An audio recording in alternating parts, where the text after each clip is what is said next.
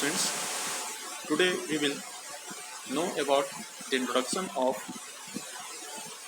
the legend of the Northland.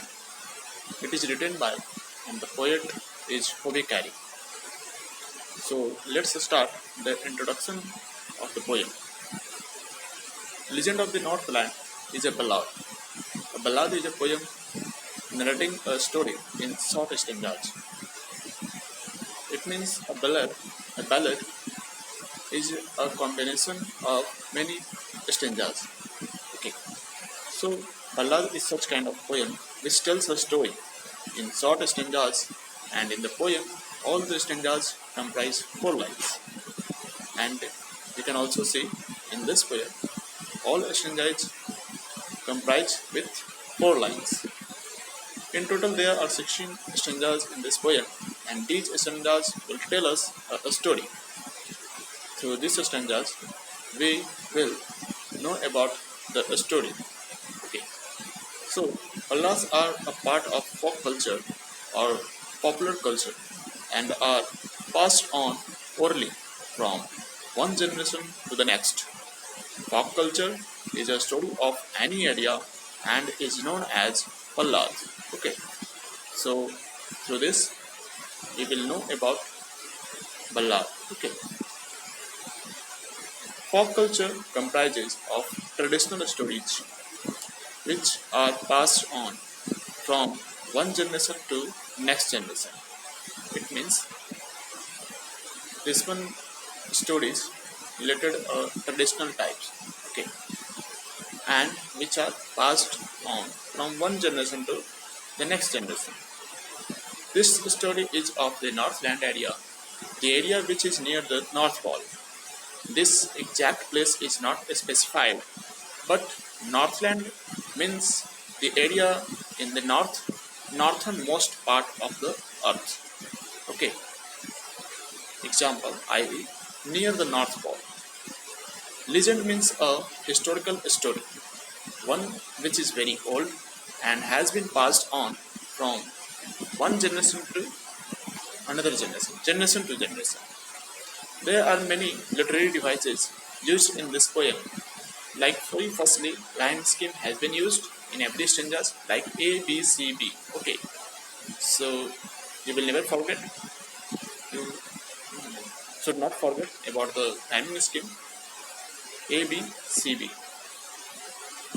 And second poetic devices like alliteration, repetition of consonant sound in two or more close words in stanza 1, that they then through stanza 2, they, the, ts sound, look like L sound, funny furry F sound, stanza 3, they then th sound, yet you Y sound, learn lesson L sound, tell T sound.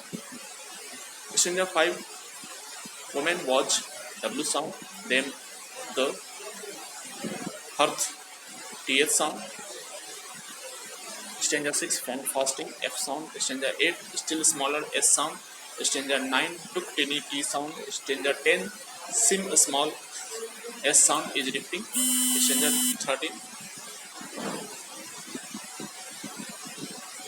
Stanza 13, build words B sound. And by boring B sound. It means consonant sound is repeating. Okay. And third one, poetic devices like repetition. Any word or sentence is repeated to lay emphasis on it. Stanza 1, away word is repeated, rolled word is repeated. Stanza 13, 16, boarding word is repeated. Fourth poetic device is enjambment, running lines of poetry from one to the next without using any kind of punctuation to indicate a stop. That one is known as enjambment. Stanza 1, line 3 and 4. Stanza 2, line 1 and 2. Line 3 and 4. Stanza 3, line 3 and 4.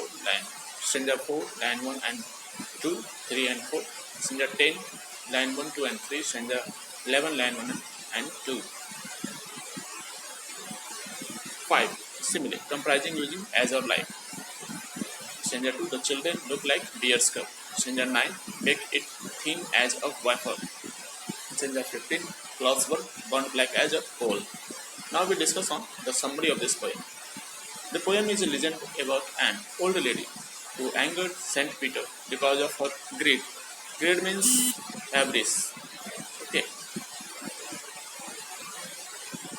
the story goes on like this. One day, Saint Peter was preaching around the world and reached the door of a cottage where this woman lived. She was making cakes and baking them on a hearth. Saint Peter was fainting with hunger. He asked the lady to give him a piece of cake. The cake that she was baking then appeared to be too big, so she did not give him that and instead she baked another smaller one. That also appeared to be big, so she did not give him that also. The second time she baked yet another smaller cake but found it too big to give away. In the third attempt, she took an extremely little scrap of dough and rolled it flat. She had it as thin as a wafer, but was unable to part with that also. This angered Saint Peter a lot.